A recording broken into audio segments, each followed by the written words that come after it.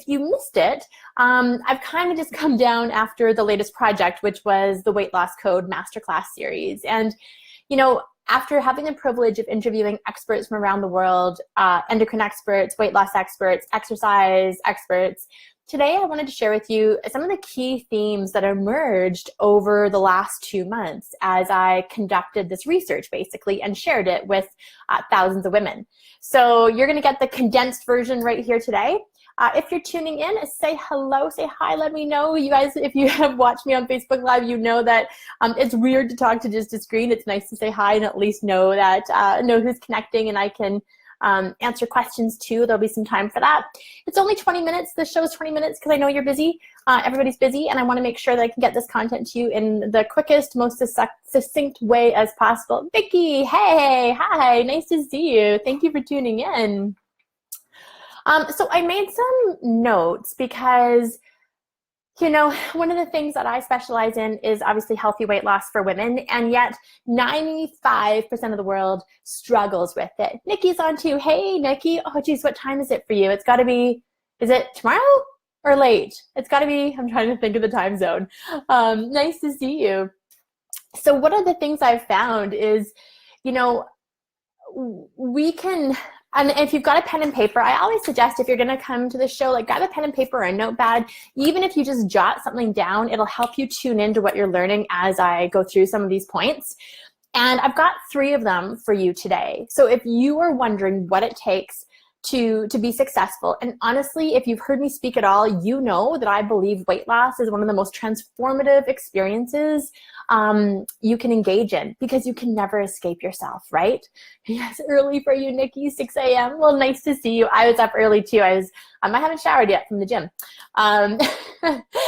So I think that when you can't escape yourself, when you are so in tune with what you're thinking and what you're doing and what you're eating, and you start to become conscious about why, well, that's what leads to the revelations, right? That's what leads to the understanding of what it takes to lose weight in a healthy way. But until you have that awareness, you often can't change anything. So point number 1, what I want you to really check in about and ask yourself this question. It's, are you planning for your success or are you expecting your failure? They are 2 such very, very different things. Are you planning to be successful, or are you expecting to fail again? And if you are planning for success, what does that look like?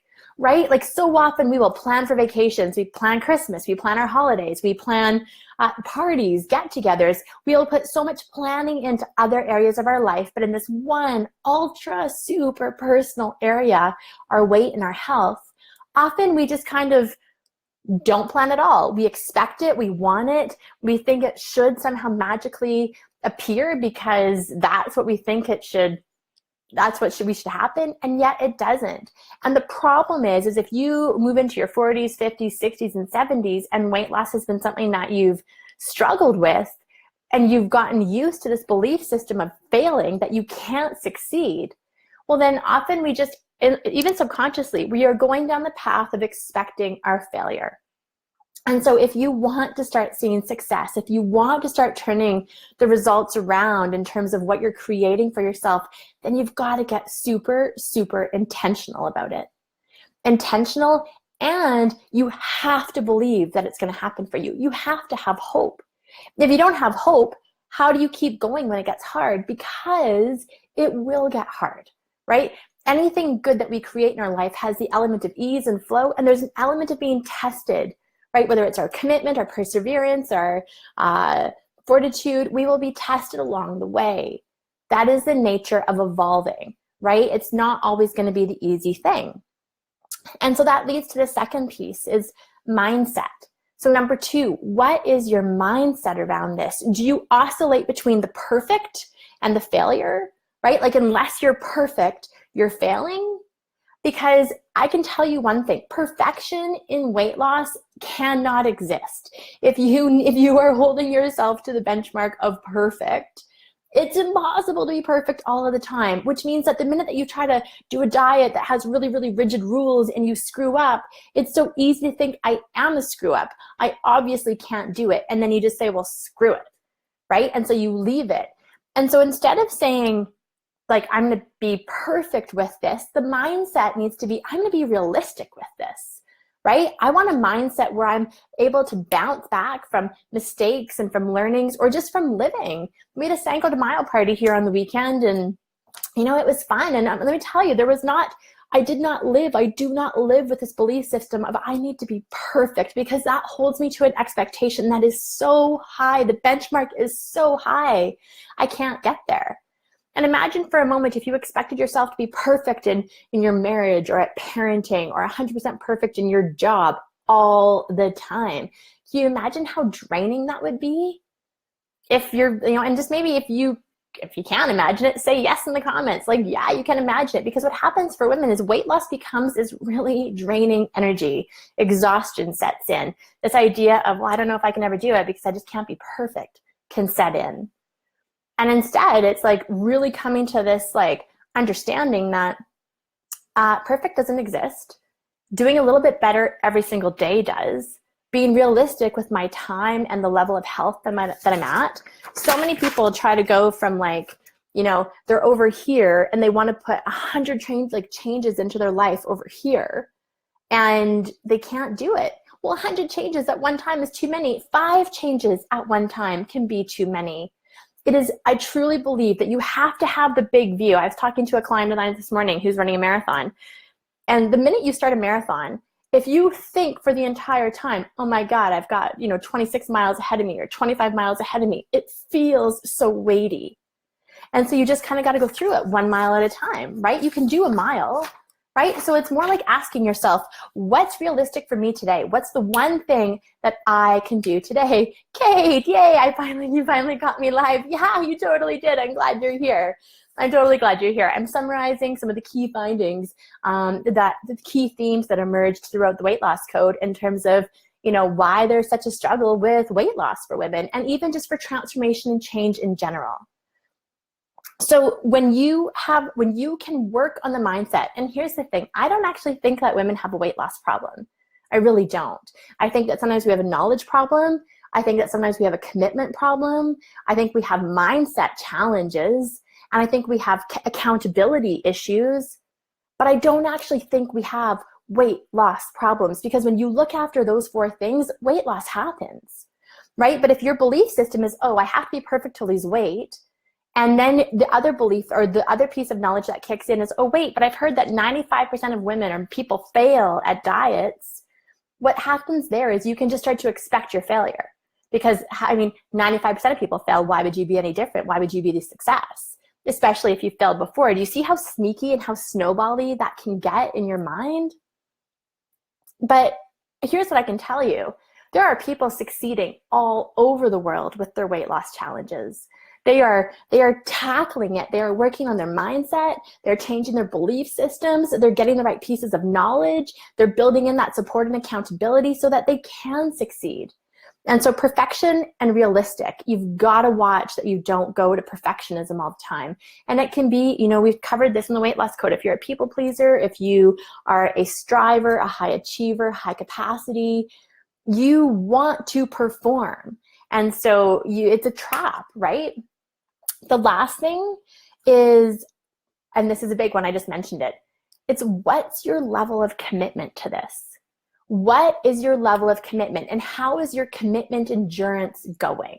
Because what I find is when we feel crappy, right? If you've ever felt really crappy and then somebody suggests that you do a boot camp, or you try this new diet, or you pick up a book that's got the latest bad thing in it, your motivation's really high. So motivation will be really high when you feel yucky about yourself, right? And then you might do it for a week and you're perfect for that week, but then maybe kids get sick or you get sick, you've got demands at work, and then all of a sudden you can't be perfect with this new thing, and motivation starts to waver a little bit, and then it's like, wow, whatever, right? I'm not going to do this anymore. And so when you learn how to become committed, day in, day out, not perfect, right? Notice the difference in word. It is not about being perfect, but at 100% is about being committed. I'm just making sure. When you are willing to be committed, when you are willing to bounce back from hard moments or hard days and not do this blanket mindset of you're a failure, then commitment will be the answer to seeing weight loss happen steadily, consistently over time. When you combine commitment with persistence, you have a winning recipe. You also need knowledge, right? You need to know the right things. But what I've seen happen over and over is that people will try something, right? Let's just insert anything. They'll try something and then they get bored with it, right? They want the result to be quicker. They want everything to happen faster. And so they think, well, this can't be it because this isn't working because this is taking too long. And so, okay, you know what? My power cord just clicked off here. Let me just put the, here we go. I don't want to die out halfway through here. There we go. Hi, Marsha's on too. I think I'm talking to you later today. Hi.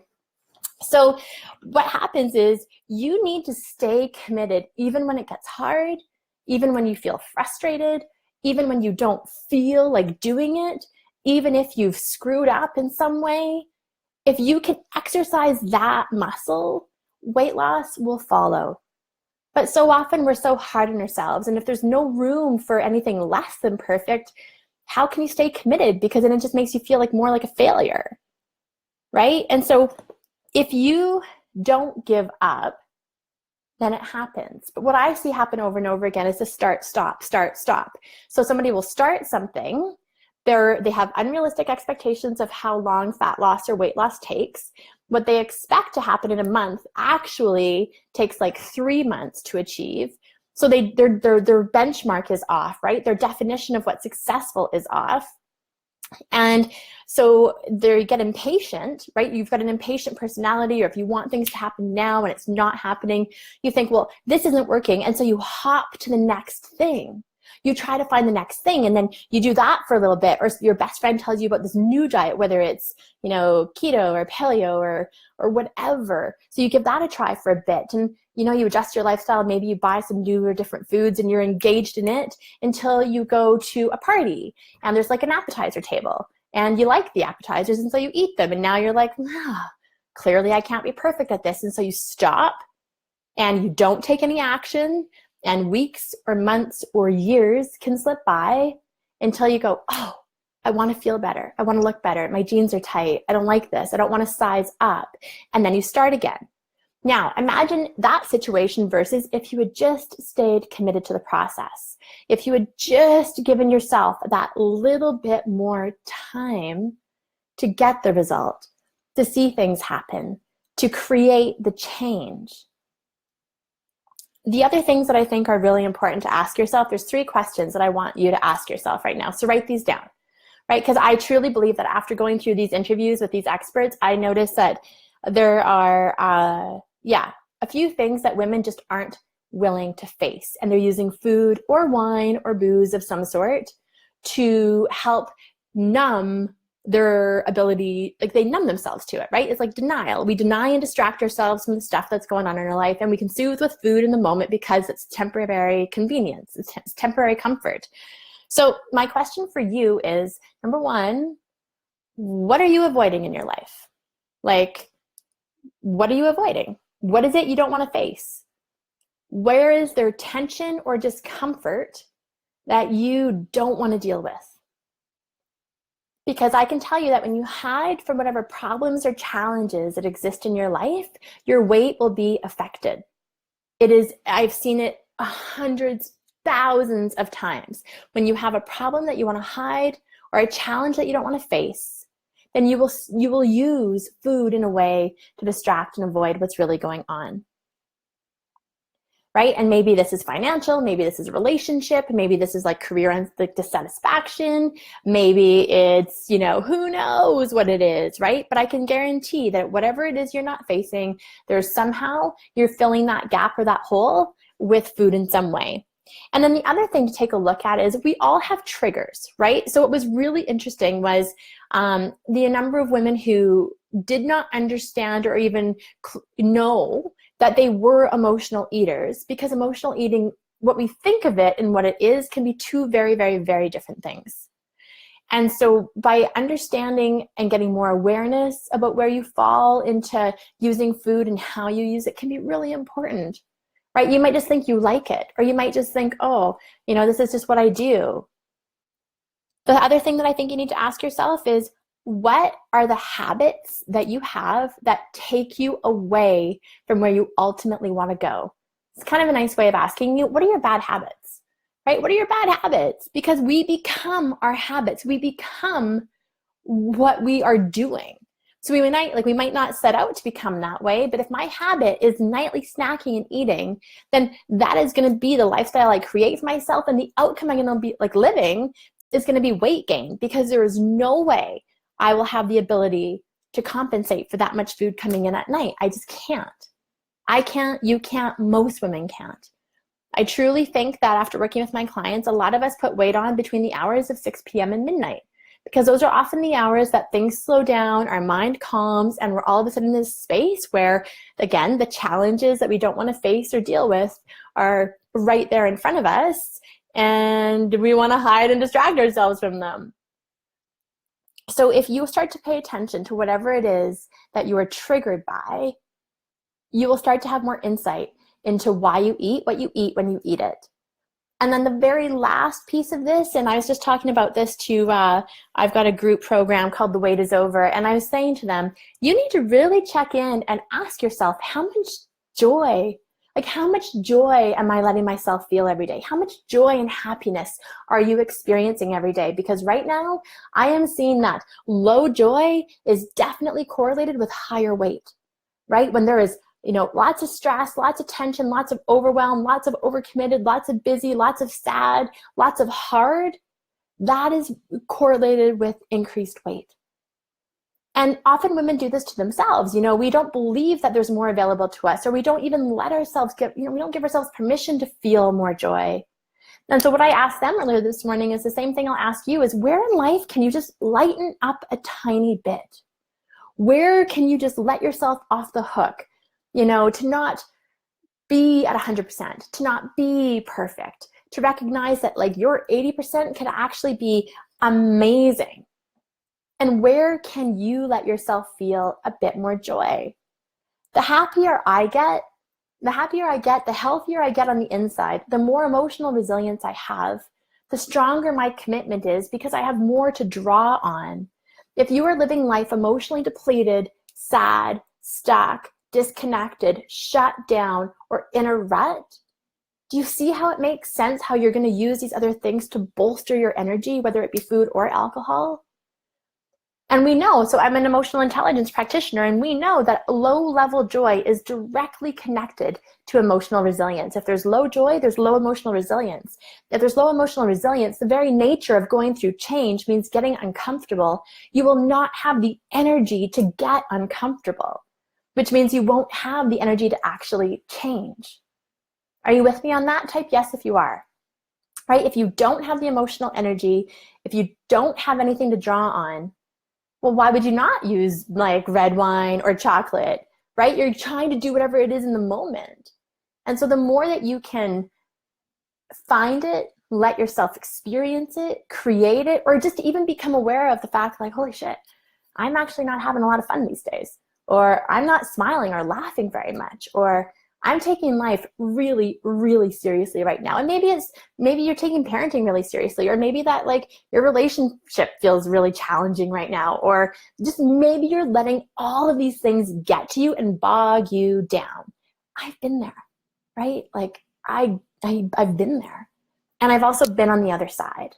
Been on the other side where I'm looking for the reasons why not? I'm looking for the reasons how, not how I can hide. The more you find that courage, and courage, again, you have to tap into it when you've got emotional resilience and a reservoir of it with your emotion, which is you create that through joy. So I would say that right now, if you are not actively planning for your success, then in the back of your mind somewhere, you are expecting failure. And if you're expecting failure, it's going to be exactly what you create. So you got to figure out, what can I do? How can I do this? What do I need? Where's the gap? How can I close the gap on this? Because I want it. And every woman deserves to get it. And you can, right? And I think what you need to think is, if one woman has done this, then so can I. Right? You don't need to be a part of the 95% statistic out there.